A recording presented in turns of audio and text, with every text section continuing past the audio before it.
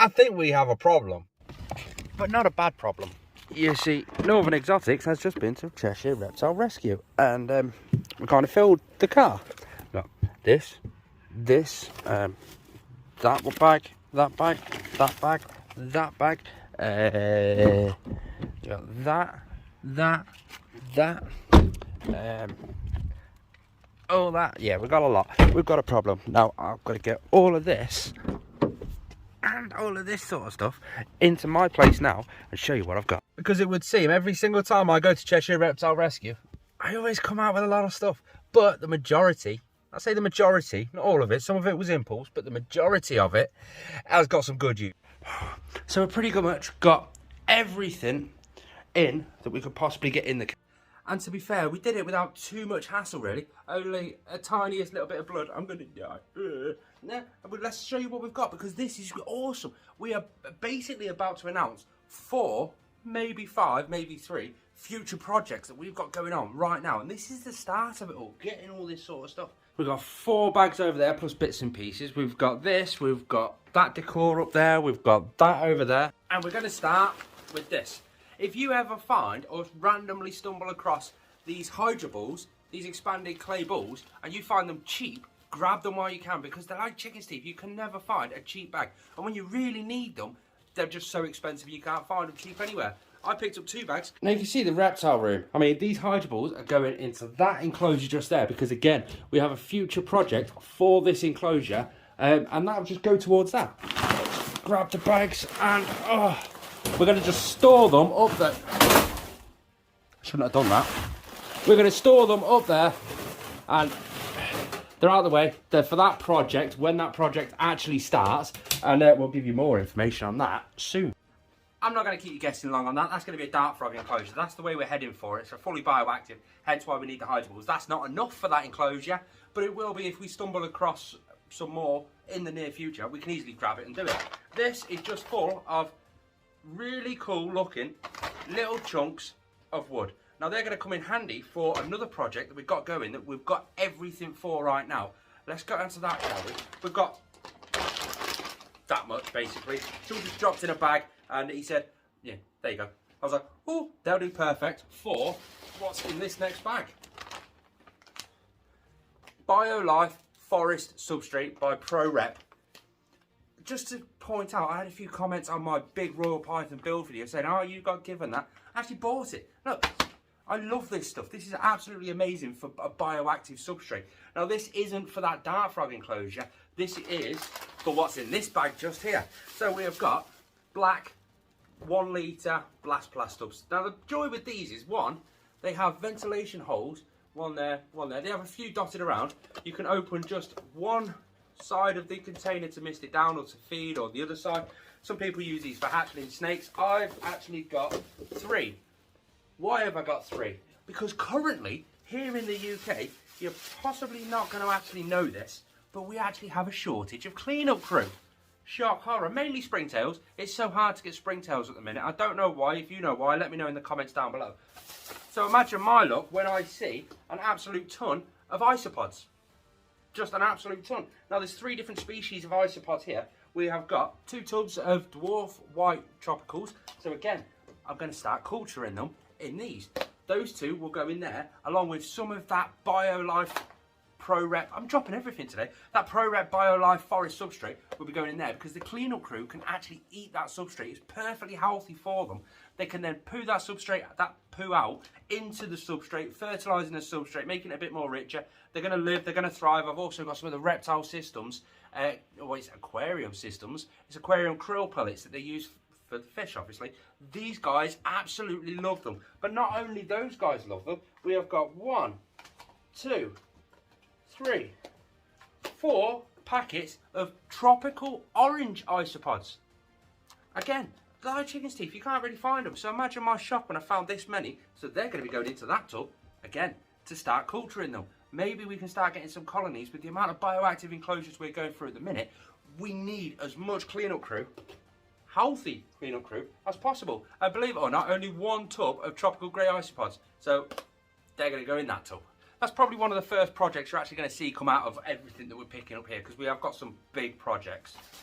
In this bag, Absolutely nothing special. Live food. We've got some live food because we're running a bit short. Why not get some live food? A couple of quid a tub, you can't complain. Now the joy of going to somewhere like Cheshire Reptile Rescue is, that's like chicken's teeth as well. That's something you don't see a lot of. You can buy the stuff and it's normally at a discounted rate than what you would normally buy in store. One, the majority of the stuff can be second hand, as you'll see with the two big items we've got to show you soon.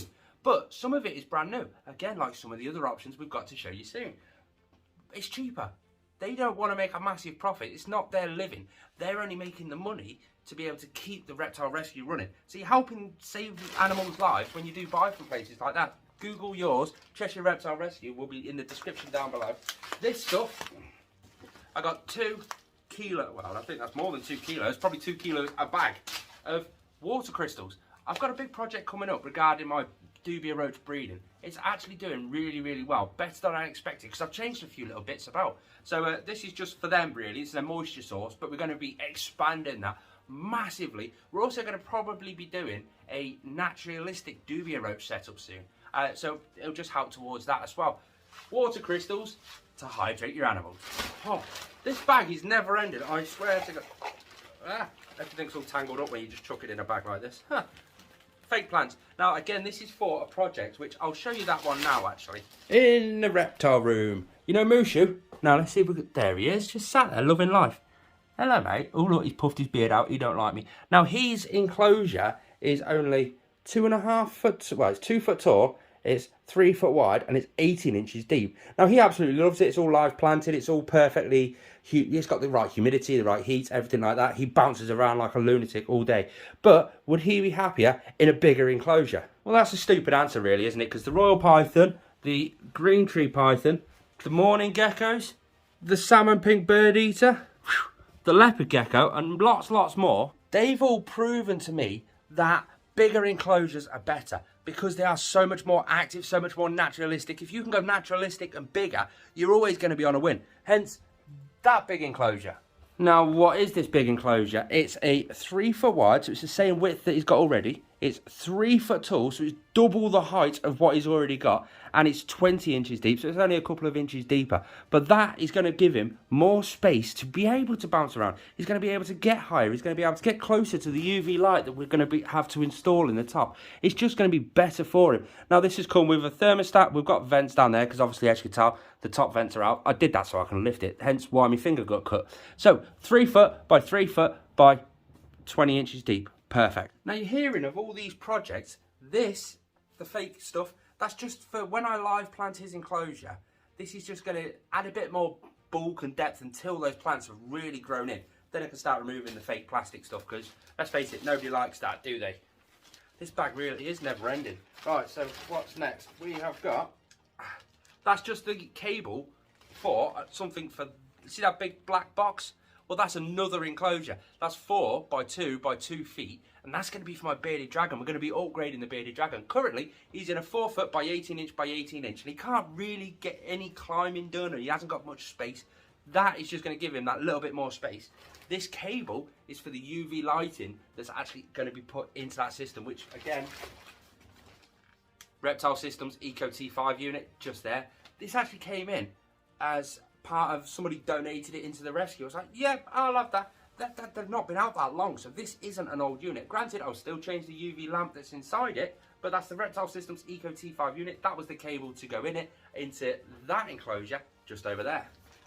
With that, we've got all the bolts and the nuts and stuff to actually put that enclosure back together. Because believe it or not, I had to fit all this in my car. That's how I did it. I put the big enclosure laying down and that laying on top of it. We've also got the dimming thermostat to go with that enclosure, which is just there. Again, pat tested, everything's fine. Thermometer, hygrometer sort of thingy. And finally, out of this bag, we've got the ceramic ball holder to go in that big bearded dragon enclosure. And you may be sat there thinking, Jesus Christ, how much has he spent? Believe it or not, this all come to less than £100. 2 big enclosures, loads of this stuff like here. Granted, I did spend maybe a little bit more, just a little bit more, but only because of this next bag just here. We have got quite a bit of frozen food. Absolute ton of wrap pups, just because they go everywhere basically. Loads of animals like them, so they've got them. And I picked up a giant, big, massive wrap for popcorn, my Carl Sunglow boa constrictor. We've got the glass for the 2 enclosures just there. And up here, we've got, look at this. This is just quite cool. It's like a full-on corner piece where you can put it into the corner of an enclosure, but really climb up. It looks naturalistic. I like that. But then I also got this piece as well. Again, it's got that flat piece just there, so you can stick it up against the wall or on the floor, let them climb all over. It's just a nice little piece of decor if I'm doing something that can, like, take that. We've got the infamous skull. You've always got to have a skull if you're a reptile keeper, just because, why not? And then I saw this. I thought it was a cute hide. It was taking up a bit of space. I thought, you know what, why not? Now I've just got to name one of my animals Labyrinth. Which project shall I do first? The big calotes versicolor big arboreal enclosure. That thing just there, that's a big 4x2x2 for the bearded dragon. Shall I do the isopod breeding? Shall I do the dart frogs? It's never ending on this channel. Subscribe for more.